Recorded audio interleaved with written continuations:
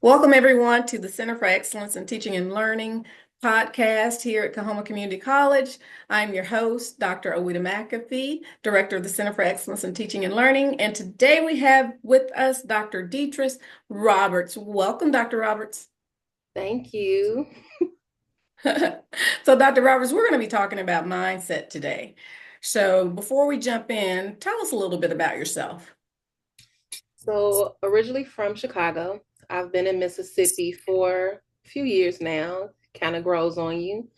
Of course, this is my favorite time of year. Get a little cooler, get to step away from the heat. But originally Chicago, I went to Tougaloo. From Tougaloo, I went to Jackson State, and I jumped directly into academics on a higher ed level. So I transitioned from international studies, and now I've been in the classroom going on 6 years and trying to see how I can excel from there.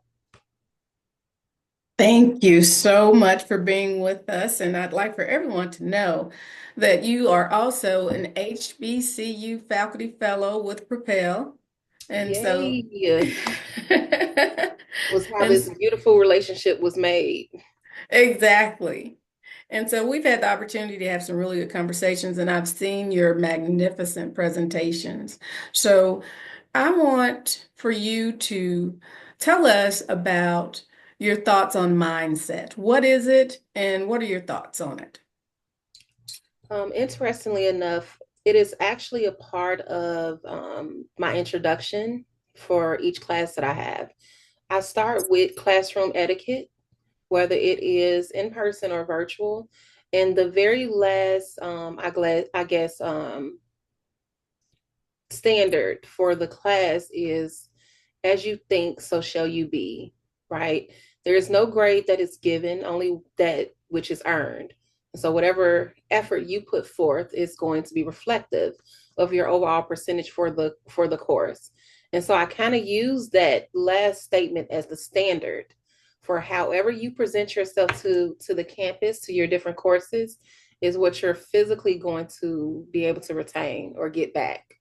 And so from there, we go into a lot of different conversations that they don't necessarily get initially is centered around mindset.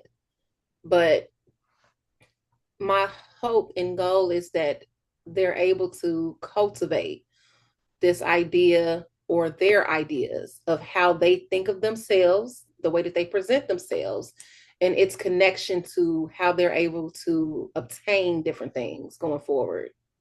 So I always start with whatever you put out is what you get back. So if you think that you're going to do poorly, your actions are reflective of such. And then the end result, of course, is what comes from that. So that's how the class starts out. Your class starts out. Give us some examples of how that is implemented or exhibited throughout the course. One thing that I've always thought is important is to be proactive when it comes to evaluations, not necessarily just at the end, but during, in the middle, and then at the end, kind of like a roundabout, so that they can see their progress. And so it's not like it's not enough to do an assignment, it get graded, they see their grade, but to be proactive and engaging about different assignments. Because I am teaching different parts of history that students may or may not be interested in. History is not is not oftentimes a go-to major for a lot of students. We're just being frank, right? Mhm. But what makes it interesting in my students' perspective is the ability to be able to be honest and transparent, right? How can we do assignments in this class that you feel as though you're gaining some sort of a benefit from, that you're actually learning something that you can use real time? So whether it's the techniques or the different assignments. So I do a lot of digital humanities with different assignments that I do. So now you're being exposed to different softwares or different platforms that you may have never used. Also being able to communicate, right? Getting back to the basics. In some of my assignments, I require them to color something. Like a lot of the times, I think that by the time our students get to us, right, in higher ed, especially after going through COVID, going through different things, there's a lot that has been missed. And so some foundational things that they may be missing that they may need to get back to. And so I like to always bring it around full circle. Throughout that entire process, I'm always asking, do you understand? Do you get it? Like if you don't get it, then what will make you get it? If you A lot of it's not enough sometimes to ask during the class period because a lot of students may be shy. So it is a email follow-up. It is texting sometimes, trying my best to meet them where they are so that it's not just convenient for me. I may be able to understand it. I may be able to get it. They may not. Mm-hmm. So I try to meet them in a lot of different spaces. Mm-hmm. So talk to us about when you say meet them in a lot of different spaces, that is what is needed. That is definitely what is needed. I am in agreement with you on that. So how do you make these gestures, this work, this effort extend beyond your classroom? A few different ways. At Jackson State, I also am the advisor for the History Club as well as for Phi Alpha Theta Honor Society. So Mm-hmm. aside from allowing them to, it's not necessarily closed off to just history majors, it's open to Mm-hmm. all majors.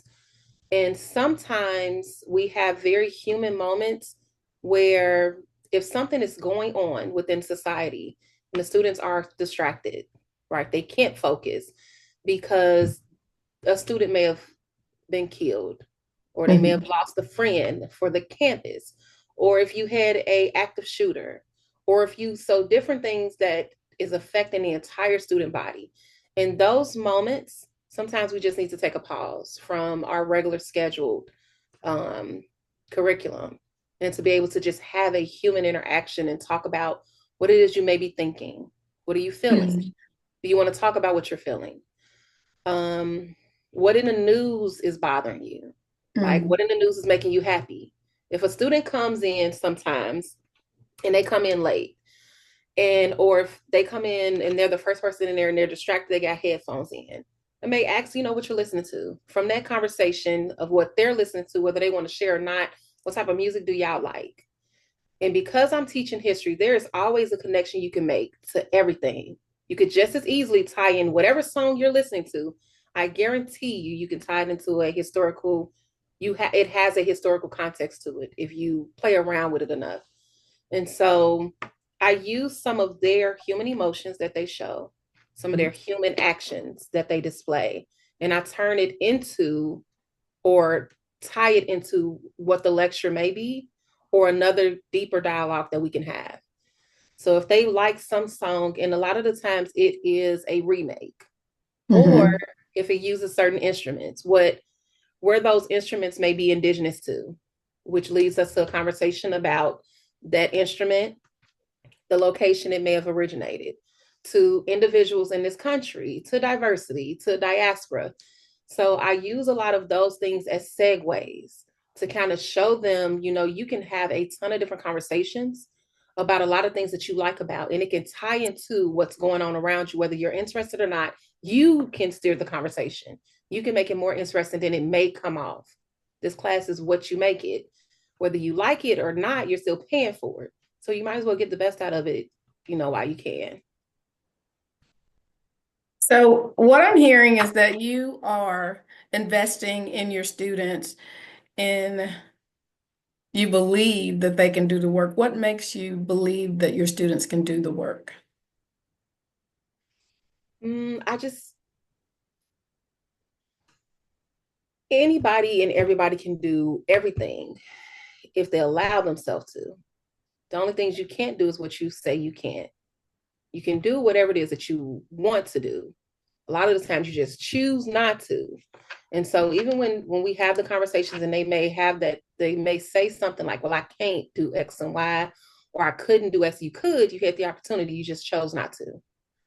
And so like this semester was my first time implementing, like I have a no late assignment policy. Like it just doesn't exist. No assignments are accepted late. I set up my class in a way you already have every single assignment that's due for the entire semester. when it's due for the entire semester. You have Hmm. ample amount of time. How you choose to manage your time is your business. And I think that it is important to teach our students because I think we've gotten too lax with accountability and enforcing certain rules and regulations. And I think it's important to make sure that they understand that when you don't do what you're supposed to do, this is the consequence. You don't always get a second chance that fits your standard. Um, and of course, that is not to consider some type of strange phenomenon that may take place in a student accidents and different things like that. I'm empathetic, but I want to teach them to be a little bit more accountable and manage their time and take advantage of their college experience.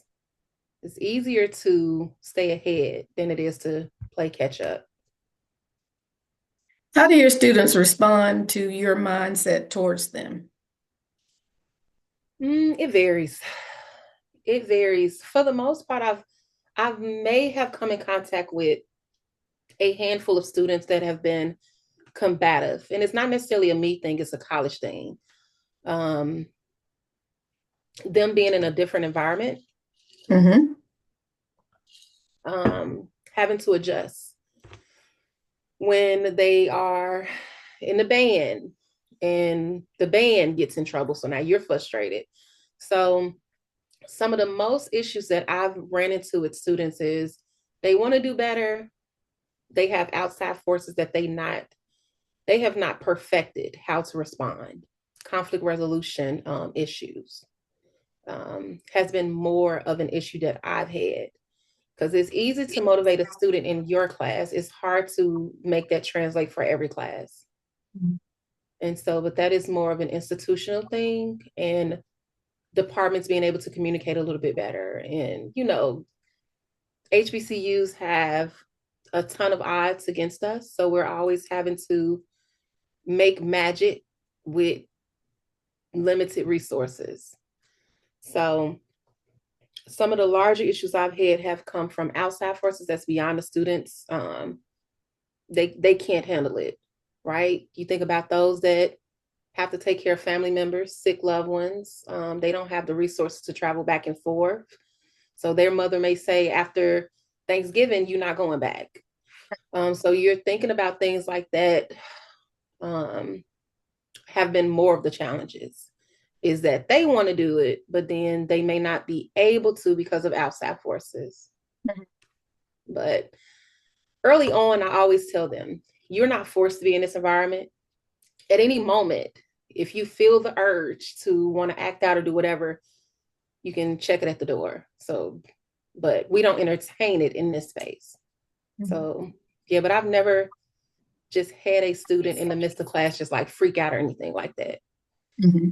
Yeah, more of the issue is that they may get really, really comfortable and they may say some off the wall things, but not too outlandish or disrespectful, Hmm. fortunately. I remember you mentioning a story about a young man who said that he just didn't, I think he didn't like history or he didn't like the course. And your response was, you remember that story? Was it the one with I had them to I did a writing assignment and with the why the F, like why do you like Yes. history? Yeah. I mean, it was I asked them to be honest. I asked them what they expected to gain from the class. And he said Hmm. nothing because he didn't like the class. He was only taking it because it was a requirement. Yes. And I was like, so from there I did an assignment. Of course, when I put it in Canvas, I tweaked the words.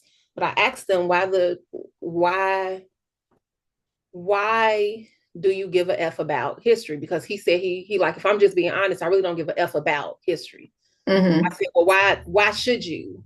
Why should you Hmm. give a F about history? Hmm. Um, and in that moment, because I caught his attention because he didn't expect me to use the same type of language that he was using. Hmm. And in that moment, I wanted to make sure that he understood that I wasn't offended, that he wasn't rattling me. Like there's nothing in this moment that you could say that's going to throw me off. But if you want to be able to have a conversation and you want to challenge yourself, then we can do that. Hmm. So that was the only reason that I used the exact same language because I wanted to show him and the rest of the class This doesn't have to become a moment where it's a him versus me. We can Mm-hmm. take it, we can laugh about it, and now let's talk about it. So when I did it like that, I think it kind of sparked the attention of the rest of the class, because in Mm-hmm. the moment they may have, some people may have gotten tight because they like, this seems like combative. Yes. Some people kind of like shut down. Some people, so I didn't want it to become, you Mm-hmm. know, an ill-intended moment. But from there, I started to use that type of assignment with classes that when I got them, they didn't seem to click initially. Some Mm-hmm. classes, when you get them, they are not as motivated. And Mm-hmm. so I use it as an attention grabber, because from there, it made them really just think about, like, why do you care? And Mm-hmm. so I asked them, well, why do you post on social media? And when you post on social media, why don't you delete it? Like, when you see a memory on social media, what does that make you think about? Why do you need to see it? What is a memory? How does that connect to history? And Mm-hmm. so trying to have that type of dialogue and inserting them into the topic. If you can relate to it, then you may care about it a little bit more. And so I use that as a way of just pushing the door open a little bit to see if they'll walk through, as opposed to feeling as though I'm pushing them through or forcing them through, that the conversation can kind of just flow. And it worked. It worked in that moment. It doesn't work for every class. But it worked for that class, and it worked for a couple others. And they liked it. They liked the conversation. Mm-hmm. Like, oh, I never thought about it like that. And you have to tell us that because you're a history teacher. I said, well, you are able to believe and think what it is that you want. I Mm-hmm. can ask you and I can present information to you, but it's up to you whether or not you obtain it. And you're choosing to not just do what you need to do to pass, but that you actually are taking this class and you're taking it serious.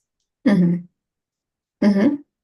So I like that example because we do hear that often from students. Why do I have to take this class? It's not part of my major.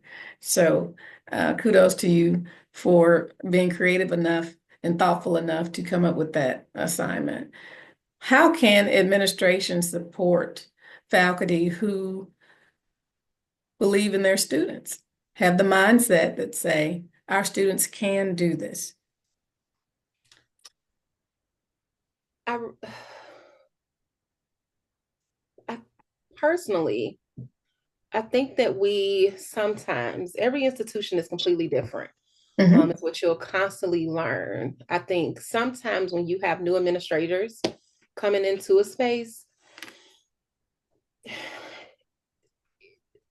it makes more sense to get to know that space before you immediately want to make adjustments to that space.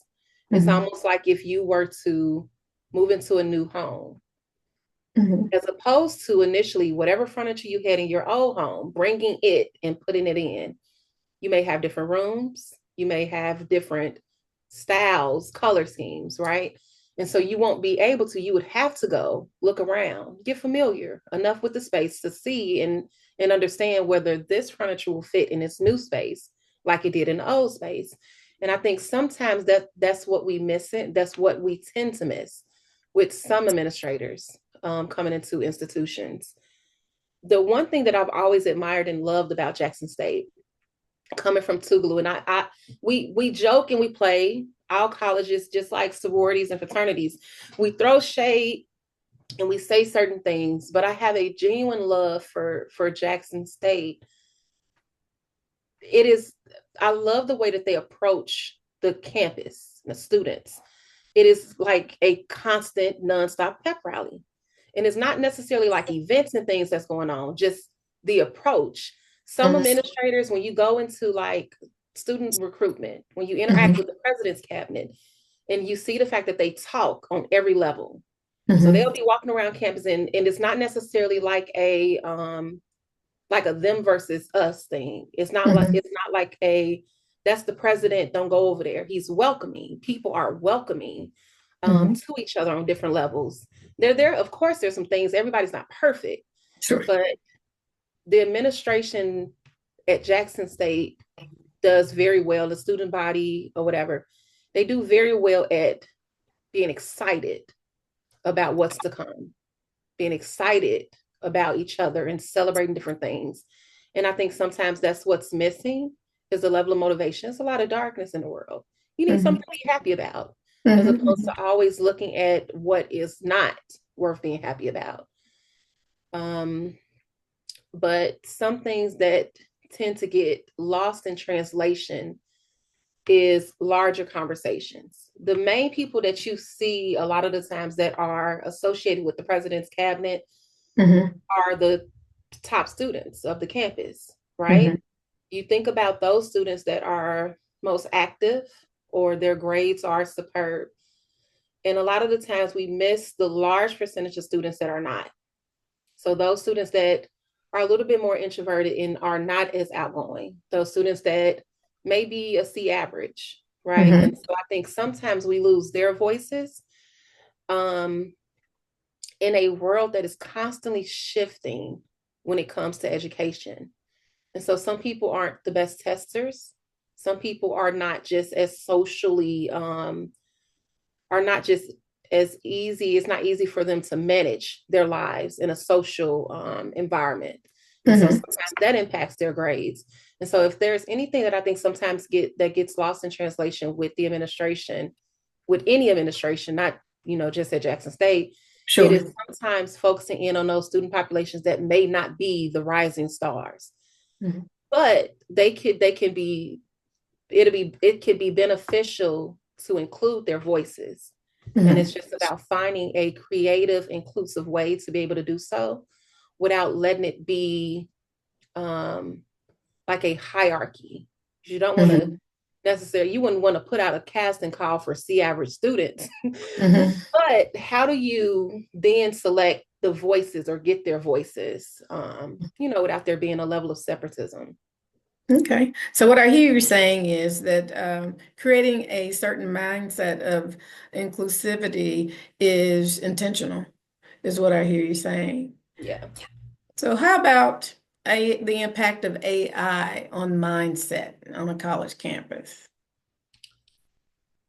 Surprisingly enough, when I'm assigning certain projects and you expect students, this current generation, to know how to use certain platforms, and when they don't, I'm like, well, what are you doing?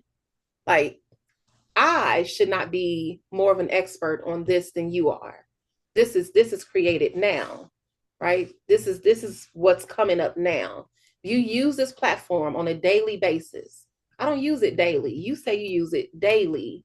Why are you not an expert on it? What are you doing on it? Um, I think the main thing that we need to be focusing on is not necessarily hiding and being afraid of it because it's here, it's not going anywhere, but becoming better experts on it while also training our student body on it as well and how to best use it so that it's not hurting but helping, right? Mhm. They're going to use it, but are they using it effectively? Right? You're still in school, and I think that's something that gets lost. A college campus is a large social experiment. You are supposed to grow academically. You are supposed to evolve socially. You're learning who you are. So it's not necessarily focused solely on your grades, what you're able to achieve. You could have not been on a college campus and take classes, Right. but it's about evolving you as a person, as a human being, and putting you in diverse situations. But I don't think that we are embracing it enough culturally. I think some individuals are terrified of it. Some people are terrified what it does in the classroom. But I think that if you properly train students as well as faculty and staff on how to use and implement it in a way where it's not being mishandled, then it benefits both sides or all sides.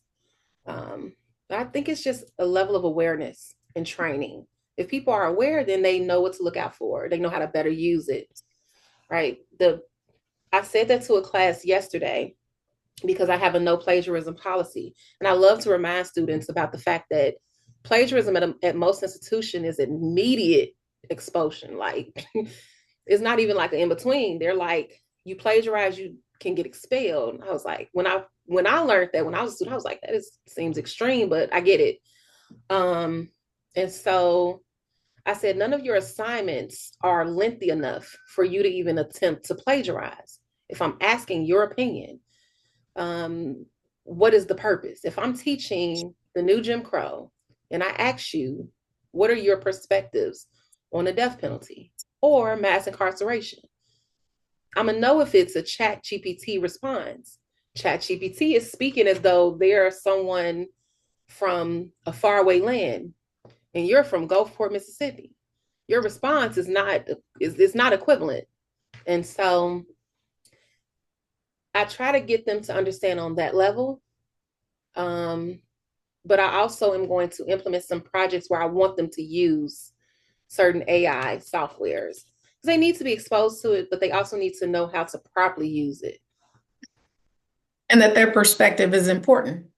Yeah. Yeah. So let's talk about that, the importance of mindset. What makes mindset even a topic or an issue for faculty to even have a perspective on? Why is it important? I think the coolest thing is, and why I don't mind, I love meeting people. I love talking to people because nobody thinks the same. Like everybody literally thinks completely different. And how you may think to resolve a solution, someone else may think completely different. And you're like, well, I didn't think about that. And it would have been resolved a lot quicker, but my brain didn't think about that solution and, whatever. That's like there is someone that's presenting a dissertation on vocal constraints amongst professors. And when they said it, I was like, I never thought about that. You do Uh-huh. talk, you got all these classes. Like I never one time thought about vocal constraints Hmm. amongst professors in my life. And in that moment, I'm like, but somebody else did. Uh-huh. And so it is so important perspective, how you think, and then also considering how someone else may be thinking. The conversation in my class yesterday was intent versus impact. We talked about the intention, the impact, Hmm. cause and effect. And another thing, one of the classroom etiquettes that I like to point out is that you challenge the idea and not the person. You never Mm-hmm. challenge the person. You don't know the person well enough to challenge them directly. You're challenging the idea. You don't agree with what they're saying. The worst thing that you can do is shut down someone from that is providing their perspective on the topic because you don't agree. You'll never know. Like if you're never challenged, if you're never questioned, you will go through life thinking that you're right. It's a terrible way to live. Nobody is right. Nobody knows everything. There's no such thing. There's no one place you can get the answers to all of life at. And so the greatest thing is always to be challenged. Challenge in a space or challenge to the point where you are infuriated and then smile because somebody challenged you enough where you are challenging yourself. The example that I gave them was when I was at Tulu, I took, because I was a nerd like that, I like to take a lot of different random classes, but I took religion in America. Took religion in America, and this professor named Dr. Green, he was always shaking the table, and I loved every minute of it. I was like, he is so what is the best word? He is so he was very uh, not confrontational, but he did a Hmm. very good job at intentionally rattling people just to see how they will respond. And so in class one day, he told, because we were, for the first couple of weeks we were going back and forth about Christianity. So Hmm. always these three students that would get offended. And so he made the comment to them in the midst of them going back and forth one day that if you could point Jesus out to me right now, I would believe in him. And they were livid. They immediately went went off, and it was this back and forth. And he's just sitting there, and I'm just looking at him the whole time. And it took it took them close to the end of the semester to understand that he is not challenging your belief. He is not saying that what you believe is wrong. He started the class with saying that he believes that every religion or every spiritual thought ever thought of or ever said is to be true. Um, but it all comes down to the person that is taking it in. Started the semester that way. And so, but what he was trying to get them to understand was whatever you believe in, you need to believe and understand it in a way that nobody can shake your foundation. If you can't explain to yourself why you believe in something, why you would die for something, then why would anybody else? No one's faith or belief should be so easily shaken. And that one thing has always stuck with me is because it's a perfect example as to understanding who you are and what you believe. If your foundation or what you believe is so easily shaken because somebody questions it or somebody asks you to explain, then how do you know that you actually believe in it? You can't describe it. You can't speak to it. I believe in I believe that apples grow on this tree because I saw the tree blossom and the apple came from it, as opposed to, cats bark, right? So just having a true foundation to what you really, really believe in will help to strengthen your mindset. Nobody can anger you. Nobody can upset you if you allow them to. Can't control what happens ever. None of us can control anything.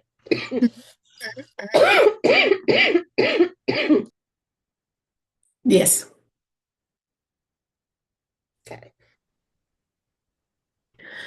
What an amazing example. I'm glad you had that experience. So, what happens because you gave an example of a professor who believed in their students to do the work, no matter what the student's perspective. So, what, because he accepted their perspective. So, what happens when a professor or faculty member does not believe in their students? So we've had faculty seminars the first part of this week, and a couple of the comments that we got, or at least for like 20 minutes, there were a lot of faculty members that were talking about issues with students. And so listening to it, I felt inclined to point out that we can't ignore the fact that not all of us are perfect. Not all of us are doing what we're supposed to do. Sometimes there are faculty members that don't know the policies and procedures.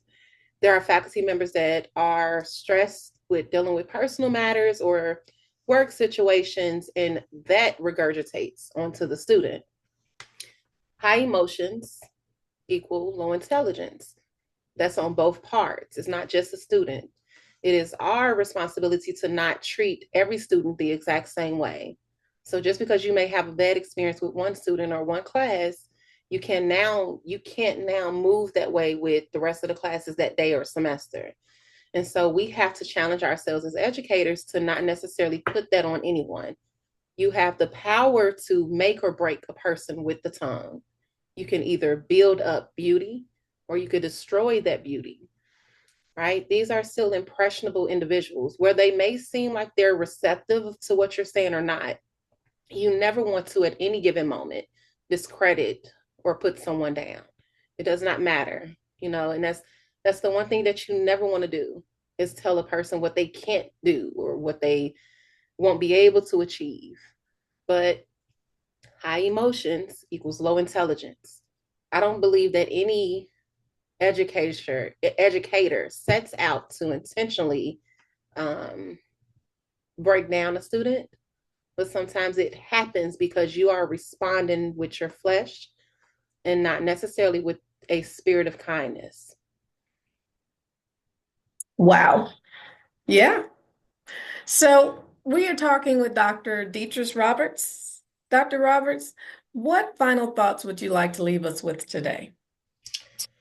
Um, One, I appreciate the conversation and the space and everything that you're doing, because not a lot of people are cultivating spaces like this to be able to have authentic conversations. But I guess with anything, you have to move in a way where growth is a mandate. Mandate yourself to grow, regardless of what's going on, regardless of what happened yesterday, right? Pay attention to the now, be present in this moment, and mandate yourself and those around you to grow, no matter what.